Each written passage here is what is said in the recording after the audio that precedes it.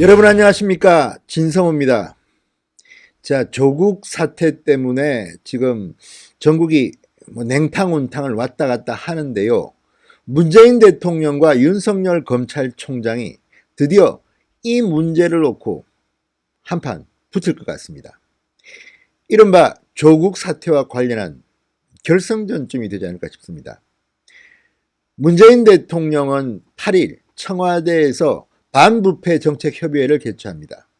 이 자리에는 윤석열 검찰총장도 참석합니다. 자, 조국 사태가 터진 뒤 윤석열 총장과 문재인 대통령은 직접 대면할 기회가 없었습니다. 일부러 피했는지도 모르겠습니다. 그러나 이제 피할 수 없는 만남이 이루어집니다. 8일로 예정되어 있습니다. 문재인 대통령 그리고 윤석열 총장 어떻게 될까요? 진성호의 직설 시작합니다. 방송에 앞서 아직 진성호 방송의 구독자가 아니신 분들은 붉은색 구독 버튼 눌러주시면 감사하겠습니다. 문재인 대통령은 8일 청와대에서 공정사회를 향한 반부패 정책협의회를 개최합니다.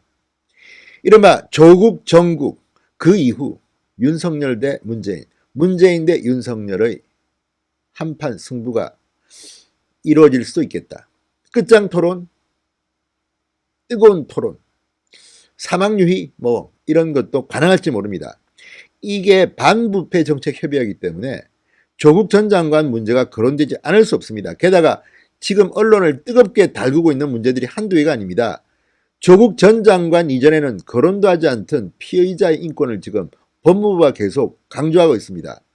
피의 사실 유출을 막고 있고 언론에 대해서 오보를 내면 검찰청 출입도 못하게 하겠다 이렇게 협박도 하고 있습니다.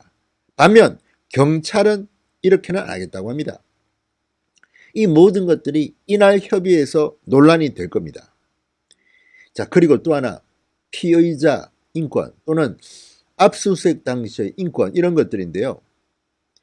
과거 정말 피의자의 인권을 짓밟는 사례들이 많았습니다.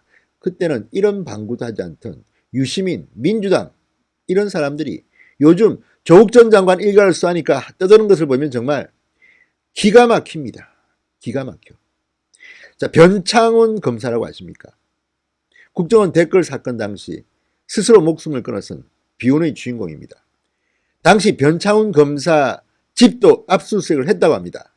그때 그 집에는 중고등학교 자녀가 있었다고 합니다.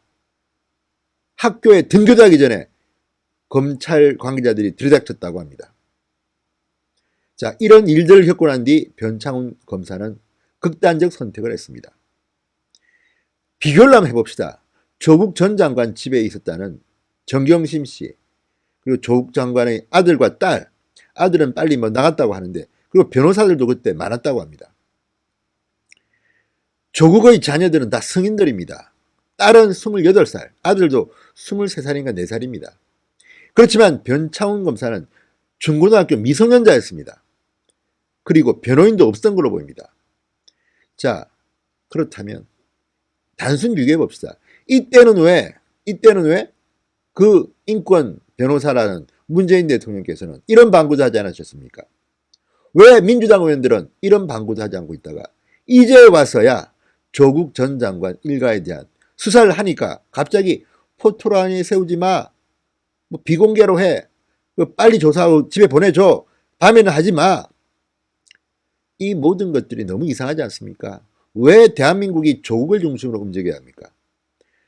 검찰의 개혁은 필요합니다. 그리고 과거 검찰이 인권을 무시한 점이 있습니다. 고쳐야 됩니다. 저도 인정. 그러나 왜 하필이면 지금 이렇게 호들갑을 뜹니까? 40일 동안의 예고기간도 필요 없고 지금 보면 열흘도 안 돼서 다 집행하겠답니다. 조국 전 장관을 소환한다니까, 조국 전 장관 일가를 구속하니까, 기소한다니까 다급해진 겁니까? 없던 인권이 갑자기 하늘에서 떨어진 겁니까? 자, 이런 논쟁을 윤석열 총장은 하시기 바랍니다. 아마도 문재인 대통령은 또 청와대 참모들이 써준 걸 읽겠지요. A4 용지를 들고 피해자 인권이 중요해, 니들 검찰 너무해. 그전에는 어떻게 했습니까? 8일 날입니다. 지금 청와대 관계자는 연합뉴스와의 통화에서 일정이 확인된 것은 아니다라면서도 현재로는 8일에 이 협의회를 개최하는 것으로 가닥을 잡았다고 말했습니다.